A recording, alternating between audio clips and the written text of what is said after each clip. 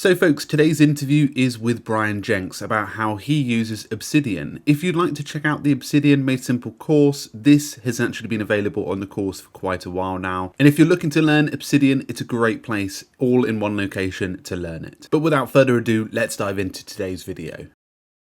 Hello everyone, welcome back to the Keep Productive YouTube channel. It's Francesco here. Today I'm very lucky to be joined by Obsidian expert and individual on YouTube, Bryan Jenks. Lovely to have you, Bryan. How are you?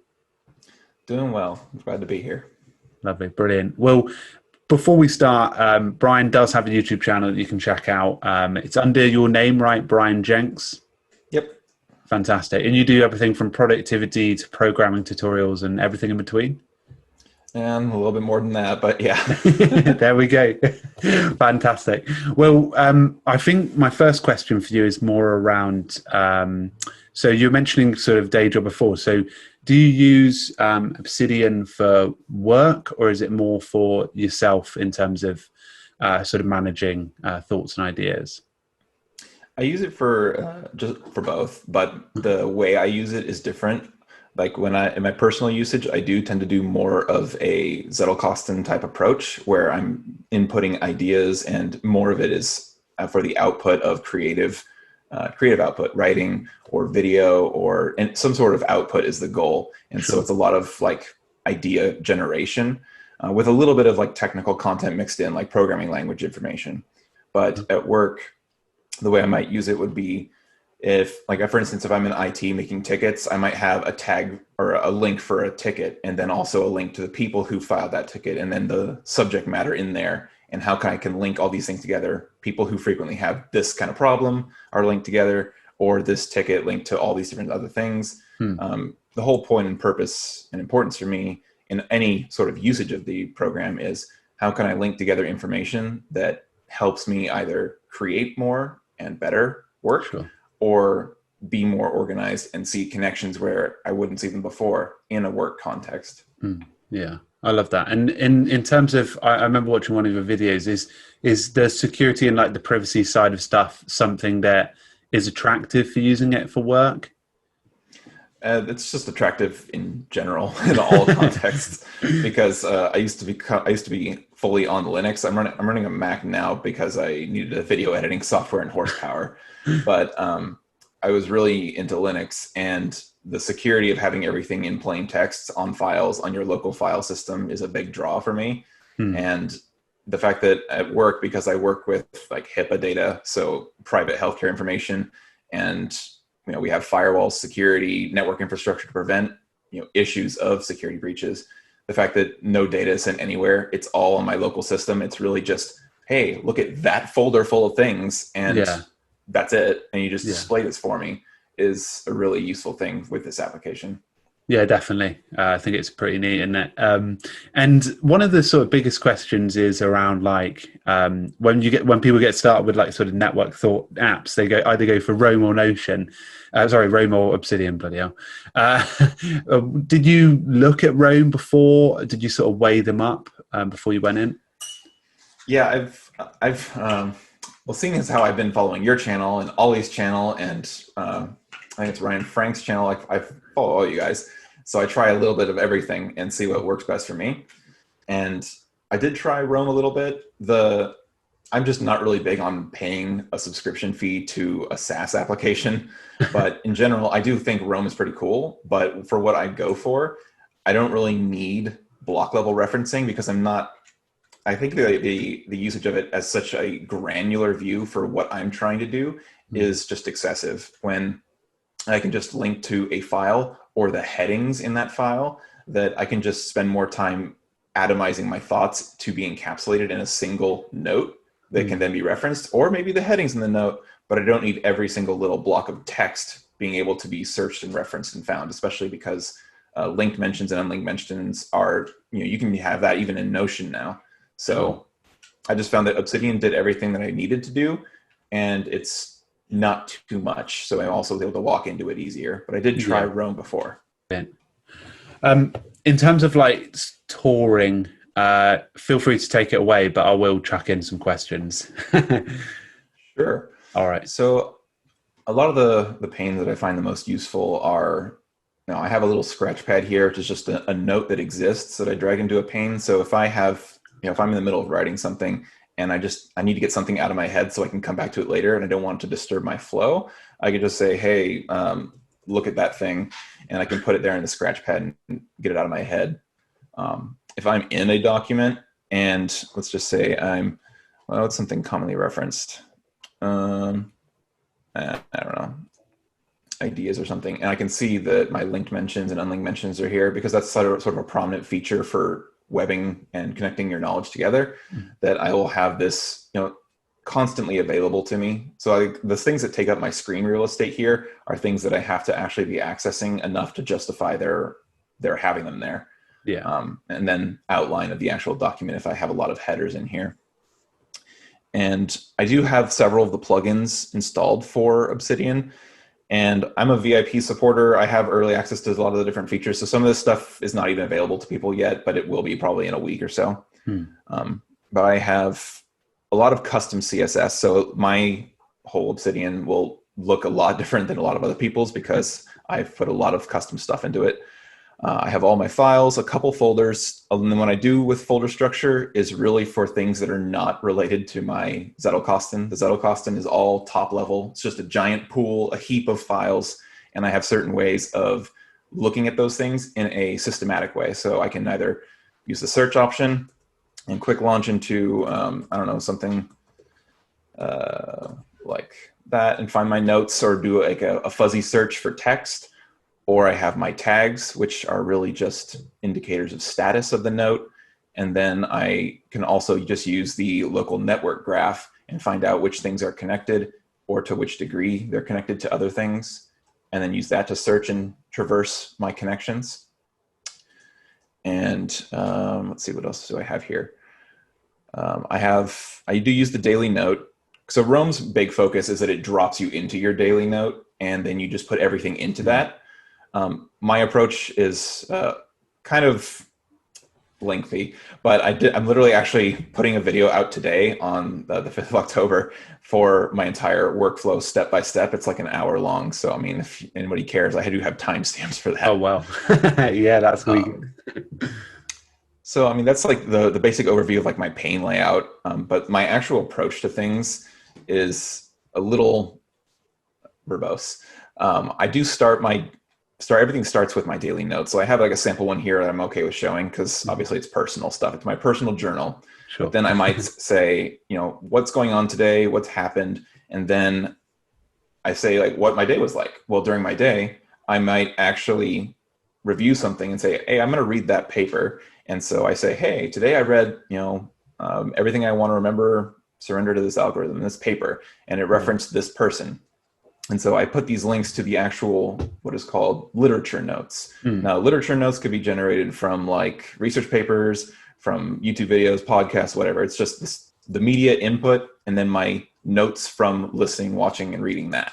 And that's not like what you put into your vault. I might read this stuff, and then as I read it, I can then take notes on this. And this is actually a bad example. I'll just open how to take smart notes. So like I'll read the book and then I'll take notes on it. And then from there, these are what I generated. And then I can say, this is an idea, a single encapsulated thought about what the material that I took notes on. Sure. And so I've distilled down to the notes and I take my notes on those notes. So I've reviewed it, basically 2 reviews. And then I end up with, a piece of atomic thought, and I can go there. And this is what I actually generate. This is like an evergreen note for me. If I'm kind of combine Lumen's Zettelkasten with Andy Matuszek's evergreen notes. So, because it's kind of like a mix of both, because I'm not in sociology. This is mostly basically like the Lumen approach. You're not a sociologist, but you just read a lot about it and you like it. So I'm kind of doing that with my own interests. But I have a lot of templates that I use for a lot of my note formation. So for instance, if I'm going to make a new note, I'll input my meta template, which is just all my meta information. And I got templates for everything. You can do Anki cards. So there's a Python script that somebody in the forums has developed that you can just input this, this sort of syntax, and you can have even like audio image file support. and you can basically just take your literature notes and put Anki cards in those literature notes and just have it all, your entire vault searched by the script, and then have your Anki decks updated. So I use that. That's really cool. There's formatting, which is just, boring stuff, but and media. This is like my templates for when I'm processing something. So if I watched a video on Keep Productive and I want to take notes on it, I will then input this template. So I create a new note. So I could just do new note, and then I could input Keep Productive. And then I could input my YouTube template, and there I'm ready to go. Right. And so one thing I really like about Obsidian being a web app like this, I'm pretty sure you could probably do this with Roam. It's a SaaS app in the web. So is that I can input the URL to your video, whatever the ending is, and I will actually display the video in here. So if I have a web connection, I can actually play your video in Obsidian. That's and so really I can also, I can also say Keep Productive. And so I could actually take notes on it while I'm actually watching the video in Obsidian if I wanted to. And so you can do this with articles, you can do this with podcasts, because I have podcast players in here too. Basically, if you can embed it with an iframe, you can put it in Obsidian and actually have it displayed. So podcasts, music players, videos, articles, websites. So some people are actually putting their task manager applications inside of Obsidian that way. So it's all encapsulated, because if it can be held in an iframe, you can put it in here. Trello works. Yeah, it's true. I really like that use case, because it's like quite a good example. I'm looking to use it for like learning. So like being able to capture the media, then write the notes below it, just seems really intuitive. It's a good process and pipeline, in my opinion, because the day one of the good things about Roam is that it's because it forces you to use that daily note. Everything has a temporal component. You can tell when it occurred, and you can see a timeline of your processing of information, especially what you decide to keep. Yeah. So with using the daily note in here, you get the exact same thing. You can say, today I read this article, and then from that article, you have the links to all of those notes that you took on it. And then from those notes, you actually distill down your atomic thoughts, which are linked back to their source literature note. And in that case, you see just like a descending search tree of notes that all connect and do actually have that connection ultimately to that temporal component. It's really good. Sorry, carry on. I do a little bit of like metadata for my my notes here, but I don't try to go overboard. And then I use sort of like a unique approach when it comes to tags versus links in here. A lot of people like to go really heavy on tags, because it can easily just give you a selection of your notes, and they're soft links, so they're not hard links. Yeah. And the distinction would be like, if I opened up the graph view to this file, you don't see any links here, but if I link this to something like, let's just say, I don't know, something like that, then this link now is actually hard linked to that file. Whereas if I just did something like this little inbox emoji here, that is my way of doing a status of a note. So I can click on this, and I can see all the different things that are not connected in any way other than the fact that they have the tag. So this is like a loose connection, whereas this is a hard connection. Yeah. And the way I decided to use tags in Obsidian is, I don't really see, maybe one other person is doing things this way that I've seen so far.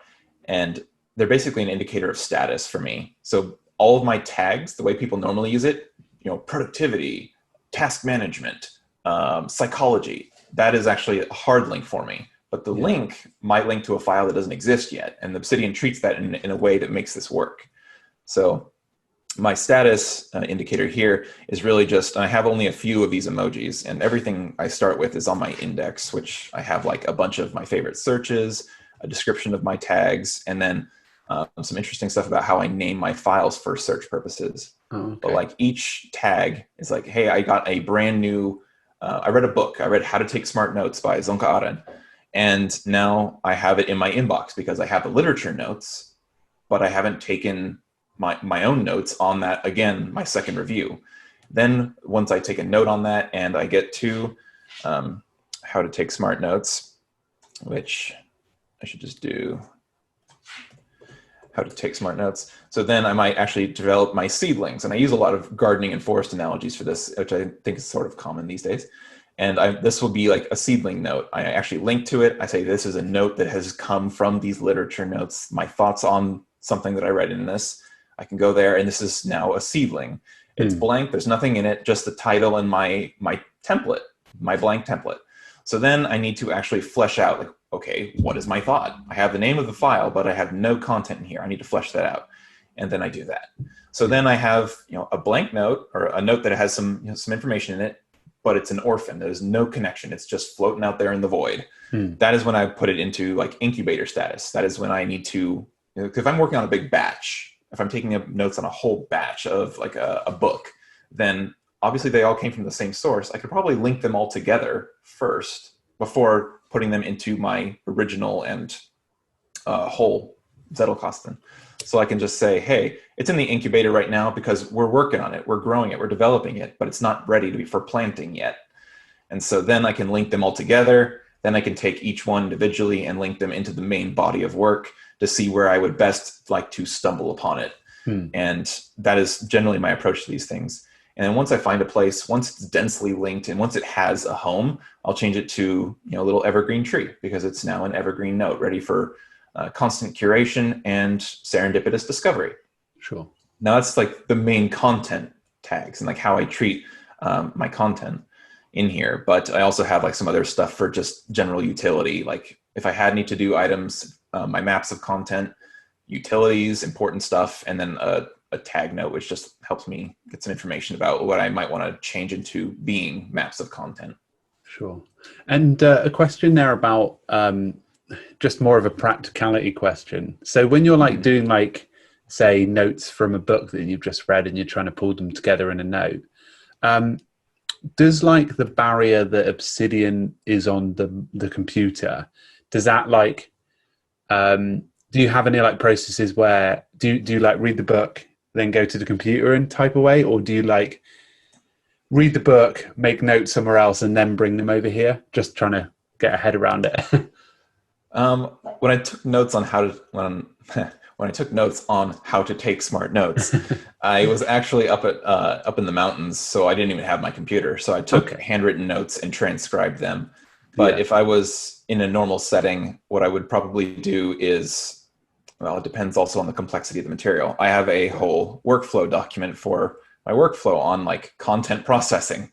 Wow. And so if the book is lengthy or heavily complex material, like if I'm reading a book on some high level calculus or something, like that's not going to be something where I just like read it all in one go and then distill my notes. Yeah. It's going to be something where I might have to actually distill each chapter and then over time complete the whole workflow and then iterate over each chapter because it's so dense. I need to take a shorter iterative cycle to process that effectively.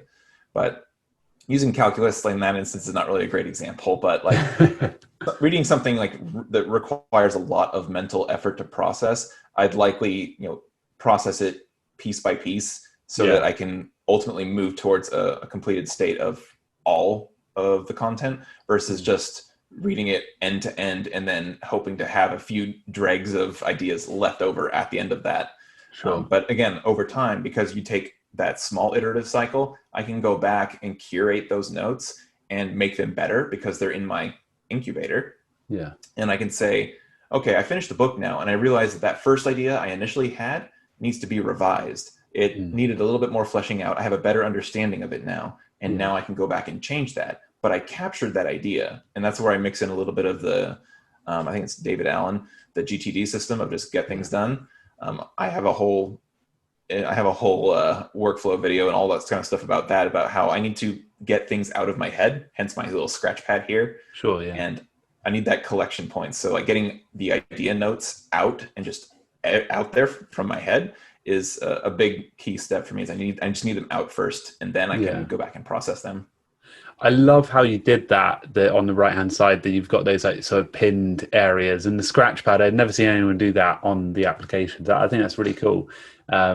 Especially when you're just like you're dumping stuff during the day. And one of the sort of questions I have, like For someone who is come into Obsidian, you mentioned a few books on how to take smart notes. Do you recommend any other like books or theories that you would point people towards to like fully get into that environment?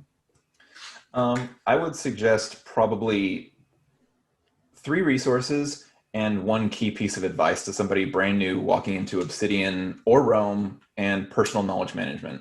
Sure.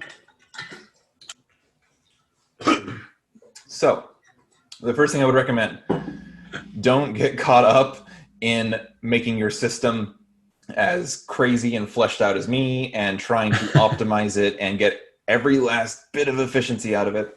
Because what we have in the Obsidian server, we have a saying in the knowledge management, the server channel in there is people get too caught up in actually trying to figure out how to best manage their knowledge versus actually just managing their knowledge and putting stuff in Obsidian or Rome. So the whole point is don't get caught up in over engineering your system. Just start putting notes in it. Yeah. And then, okay, well, how to take notes? How should I take notes? How should I do this? And then you get into all those questions. I think that how to take smart notes is an absolutely amazing first start. It's a wealth of information, and it really just breaks down why making notes in a Zettelkasten fashion is so useful, especially if you're a writer. And I see uses for it for YouTube video creation, or for, at least for the scripts, or just generally filling in the gaps for an idea for a piece of content. So how to take smart notes, absolutely amazing first step. Another amazing resource would be Andy Matuszak's Evergreen Notes. His website, like I actually am working with some JavaScript in here and a plugin to use something called Andy Mode, which is where you can have multiple files open like this and filter through them. Yeah. And the reason why I felt this was useful, and one of the reasons why I really like Andy's notes, is that one of the limitations of using digital software over an original note card Zettelkasten like Nicholas Luhmann is that you don't have the ability to spread your cards, your analog cards, out on a desk and see the connections. With this, little bit of formatting in here, I can actually have a bunch of cards open on my desk. And this way I can easily filter through them. I can open new ones, and let's see here. And I can open up a new one right here, and then I can easily just keep opening new ones on my desk and go through them. Oh, I want to go back to that one. There we are. And so this is one of the things that people have gotten from Andy's website, is just his layout of his website to do this with his notes. But Andy Matuszak's Evergreen Notes, how to take smart notes, and then Zettelkasten.de, the German website for Zettelkasten. Really great resource. I'm currently reading through all of their blog posts right now. But those 3 resources, and then just do something, just get started, is the key point, because you don't want to get caught up in just over-engineering your system and not actually making something useful out of it. Sure. And a lot of things people commonly get distracted by is, how do I make my graph look nice? It's not about the graph. The graph is just an end result. It helps you traverse your content, but it's not the goal. The goal is creative output. That's it. Yeah. I mean, I've not read any of those 3 resources. Obviously, I've done it lightly, but so that's helpful for me, for sure. Where did you say the last one was Zettelkasten.de? Okay, brilliant, fantastic. Is there any more sort of areas that you've got that you'd like are raving to show us? The graph. Yeah, go for it. Yeah. So again, the graph isn't the focus of Obsidian, but is definitely like one of the features that is just wow. Yeah. The graph is amazing because you're now with the current level of support, and what people don't understand also is that I'm not sure if Rome still is, but Obsidian is still beta. Like the devs are actively working on this. We get releases like almost like every week or 2 weeks. So some of the latest releases for the graph are just amazing. So I can do filters on this. I can do regular expression filters. So I could say if the tag is let's just do my evergreen notes, and I want to see only my evergreen notes. Okay, that's a small batch. And I want to see everything with ADHD. There's an even smaller amount. So I can do that. I can do Boolean searches. I can do regular expressions. The search power in it is amazing, but you can also toggle on and off attachments that you have in here, orphans, things that aren't connected to anything, or you want to see tags, or you want to see only existing files. This is only the files that I have exist and that are connected to each other. Yeah. So you can easily filter through your information. You can change the formatting of it. I can change all different kinds of things about how I want to view and display my graph. And this is like the main graph, but one of the things that I really, really use and really enjoy is the local graph. If I'm in How to Take Smart Notes, I can open up my local graph. And what this shows me is everything that's connected to that note. So How to Take Smart Notes, this is everything connected to it. And I have the exact same features, filters, and seeing, even how the neighbor files are connected to each other. And what I'd use this for is, I could just open a search bar and find my file with fuzzy search. Yeah. But what if I just want to see what is actually connected to this, and what is connected to that, and to that, and to that, up to 5 degrees of separation. And I can see how information is connected and maybe better find a place to file a note in my slit box. Yeah. Yeah, it's bloody good, isn't it? That's it. And I know this one's available, but for some people, I think they've broken it down even more. The forces section, they've sort of made it a bit more specific, haven't they, since the last update? Yeah, I really enjoy having an expanded center and repel force, because this gives me like a way that I can see more of the structure laid out, and it's not quite as dense. So I like to have a large center force, and then I can repel the notes away from each other, and this lets me see connections while also still letting me like not have to deal with a bunch of nodes close together and hovering over them to see the names of them. But we also have text fade threshold too now, so like this helps too. Yeah. This actually, I think, came out from something I posted in the forum, or I think that actually I was the cause of this one. Yeah. Because I like to use really long file names, so you don't always want them visible, because otherwise it just blots out everything. So that's it. One of the devs put that in there. Smashing. Brilliant. Well, Bryan, thank you so much for coming on. It was like, I'm really impressed by your layout, and it's definitely given me like a few ideas, because I'm like looking to sort of dive in. So it's like, I want to use it for learning, so I might sort of start there and see where I go. But it's definitely given me a few ideas, so thank you. Thanks for having me on the show. Yeah, definitely. And for those following along today, you can definitely check out Bryan Jenks' channel. I've got a call with Justin after, that's why I went Brustin. Bryan, thank you, mate. Thanks for having me.